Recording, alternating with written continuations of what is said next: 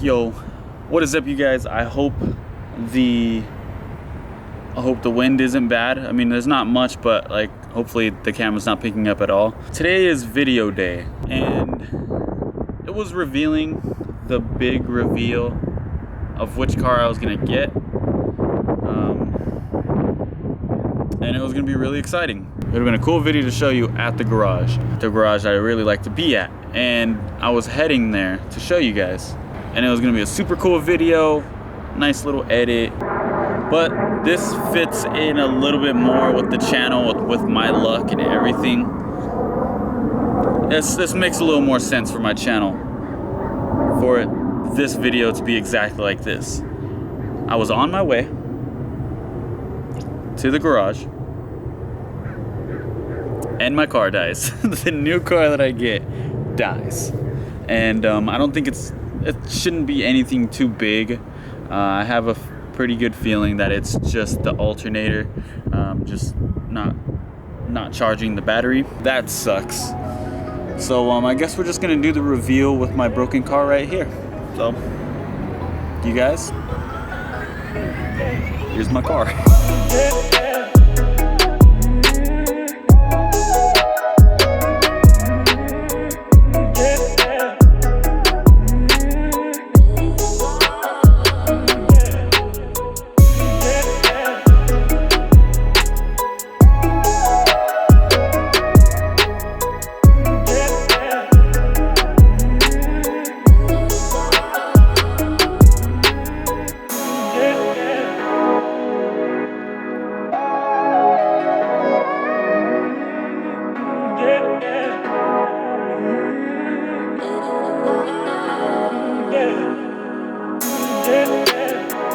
There it is. That's my car. She's already dead. Already treated me like crap. Do I regret the decision because it's already dead? No. It seems like something that's pretty much fixable. And if you guys already noticed why there's side skirts on the other side, but there's not a side skirt in there, it's because the side skirt is in here.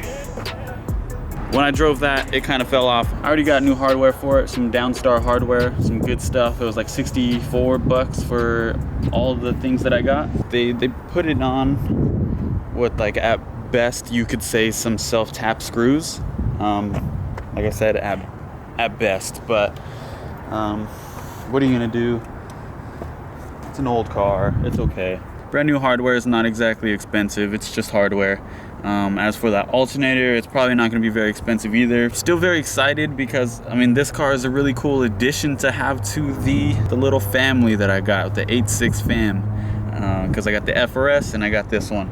Other than this happening, it's a strong running car. Yeah, I just kind of felt like a loss of power, and then the car wouldn't start back up. But once it's on jumper cables, it'll start right back up just fine, and it'll run just fine. It seems like as soon as the car needs a little bit more juice, you know, electricity type, spark type thingies where it needs a little bit more battery, you know, the alternator should be working at that point. They did say that they changed the alternator before I even bought it. Stuff can still happen. It could be brand new and still be faulty. It's just sometimes car parts don't work as reliable as, you know, cars can be. Sometimes they just don't work.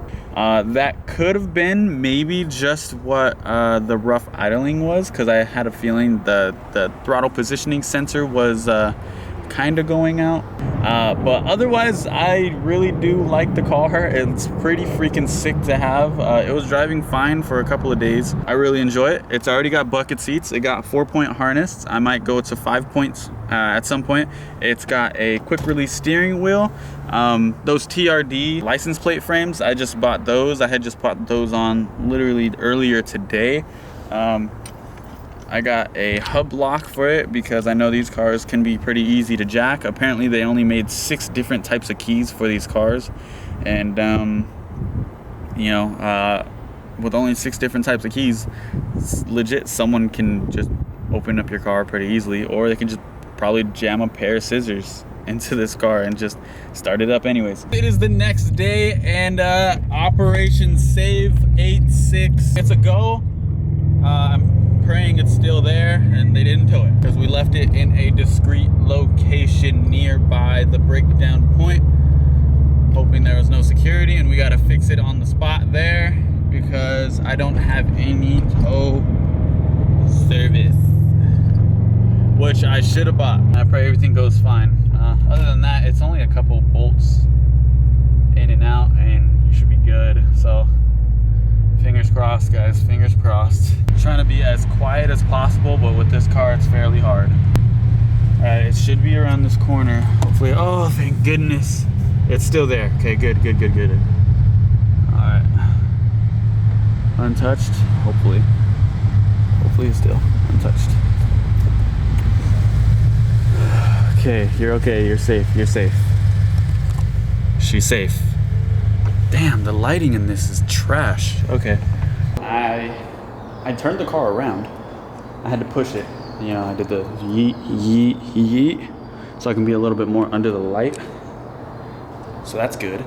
But look what I found. Something I didn't know. I know she's a 30-year-old car, so she's probably got a couple of leaks, but I have to find out where that's at. And I do know it is kind of caked down here, like very, very caked. It is leaking oil for sure. There's no doubt about it. But sucks to see. We'll find out what it is, but I was definitely, it could be a leak from the oil pan somewhere, but I was gonna, drop that and reseal it, regasket it. It probably needs a new head gasket as well, and then the valve cover gasket as well. I was probably gonna do all three of those anyways. Yeah, so let's go ahead and get started. It seems fairly simple. It's only about 2 bolts. You got the one, this alternator that's here.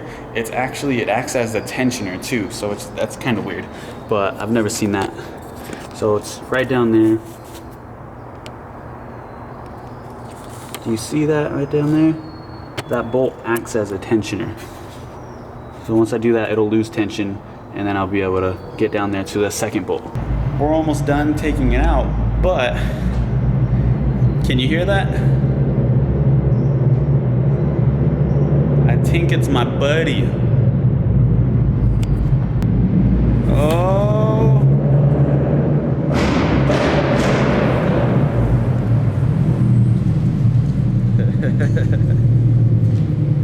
Hey buddy. What's up? He came to help me save this car. Pretty much bring it home though. As you can see, it's not really making a good first impression.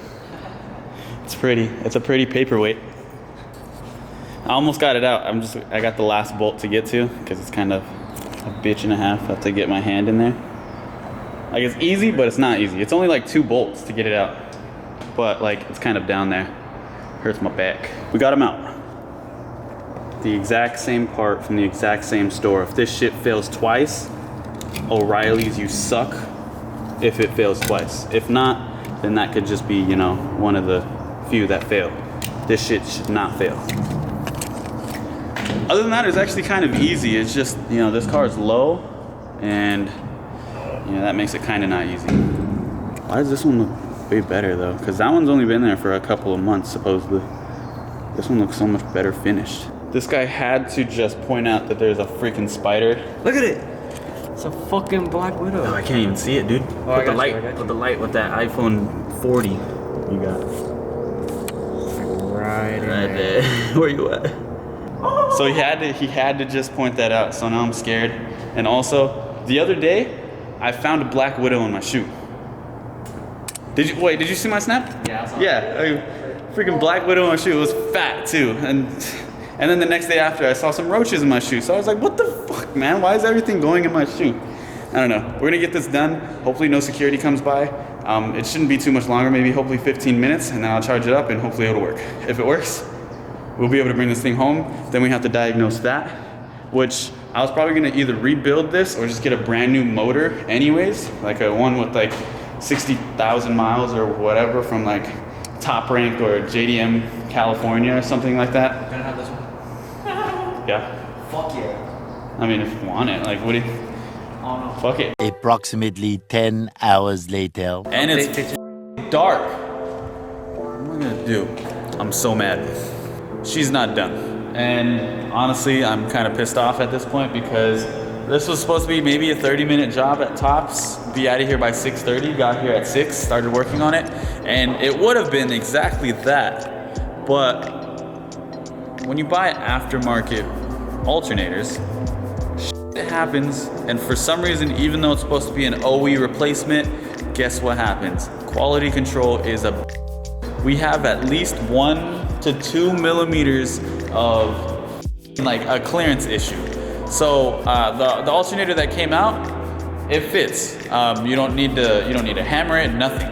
Just it fits. You know, I even took the new alternator out that wasn't fitting and put the old one back in, and it slid right in. I mean, yeah, sure, it was supposed to go in because it already went in before. We measured both of the housings, and the housings are different sizes, which makes no sense. Why would the housings be different sizes? Now I gotta go to a, what is it, AutoZone? I gotta go to an AutoZone tomorrow to pick up a different brand of alternator. And O'Reilly's is the one that made that alternator anyways. That was the brand that they carried, and that was the brand that failed anyways, and that was defective. So I mean, it makes no sense. So didn't work out because 2 millimeters, which you would think you would be able to shave down or something. I wasn't able to do it, especially with the limited tools that we have in a freaking parking garage. Now we got to do this all over again tomorrow. Hopefully there's no there's no fitment issues or anything like that. I don't even know if it would have went in with the hammer, to be honest. Like, maybe. You guys think it would have went in with the hammer? Yes. Yeah? Yeah. I have my doubts. I'm pissed.